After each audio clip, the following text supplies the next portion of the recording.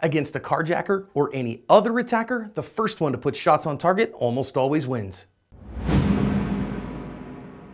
Hi everyone, this is John with today's active self-protection lesson brought to us by LuckyGunner.com. For name brand defensive ammo you can trust and really fast shipping on bulk ammo, head over to Lucky Gunner.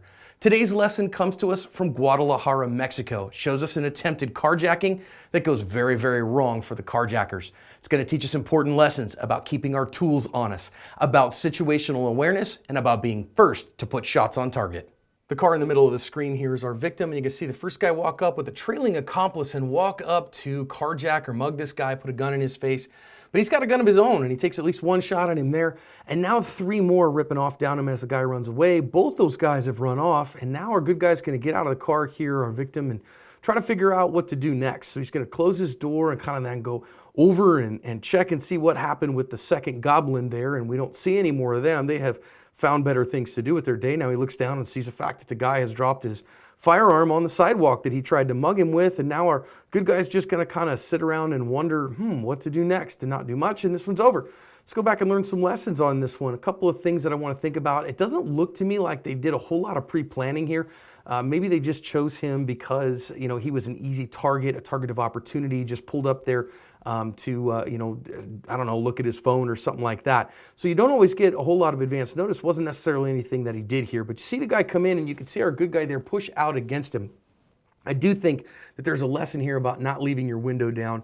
If you're in an unknown environment, especially at night like this is here, you want to watch out for, those kind of things. A window could have been a little extra protection. Next, we see our good guy here get a shot off, and that's what drove this guy off, is he was able to get his firearm out and in the fight from a seated position and be the first to get a shot on target. That's what got the fight changing. I'm not sure if it hit him or not. Fibs or Fibsa doesn't do a whole lot different. Now you can see bad guy number 2 on the right-hand side, just to the side of what looks like a tree. And you can see him with both hands out. I think that showcases us when we see everything else that he had a firearm too, but you can see maybe what looked like a shot come back his way. Now our good guy, I do want to talk about this real quick because he comes out of the car shooting and those guys look like they're fleeing. Now I can't see the good guy knows that the bad guy has dropped his firearm. However, and I just want to say, if he is running away and just fleeing full tilt boogie, let him go. Don't rip shots down range on him because you're liable for every shot that leaves the muzzle. And if you hit an innocent with that instead of the bad guy, you could be in real trouble. Don't want you to be that. So once he's running full tilt boogie, let him go.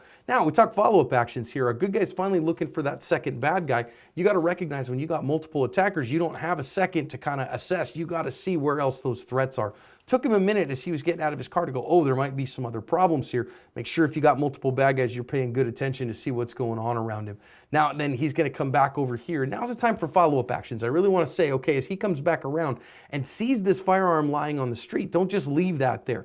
Now, I get that you're like, I don't want to, disturb evidence or whatever, but at least get that picked up, secure that firearm, get the, round out of the chamber if it has one, magazine out of it and all that stuff so that it can't be used by anyone else, and then get on the phone with 911, get yourself out of there so that you can get to safety and then get 911 all the way. All things considered, guy had his firearm on him. He was prepared, drove the guy off with enough accuracy, and then some questions on the follow-up. So let's learn to do those a little bit better so we can cover our ASP.